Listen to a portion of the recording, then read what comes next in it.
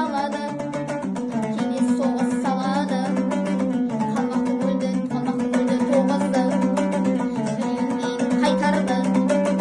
Еліне таман жетеді, ол еліне жетеді,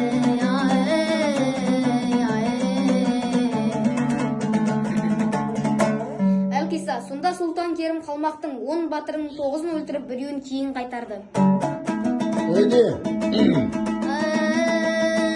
Ханына келіп сөйледі, Ноғайдың көрдік баласын, көрдік оның шамасын. Ноғайлы деген зор екен, мықты халық сол екен. 9-ымызды өлтіріп, жалғыз мені өлтірмей, еліңе хабар бер деді. Әскер жиып қайталды, аттануға қозғалды. Балам өлді деген соң, хан сонда ноғданды, еліне хабар ол салды. 2 сағат бойында 200 кісі қамады. Қалмақтың көрді қарасын, көмекең көрді шамасын. Сонда Ноғай торықпай, көкте болса барады. Жалғыз өзі қорықпай, көптігіне сенеді.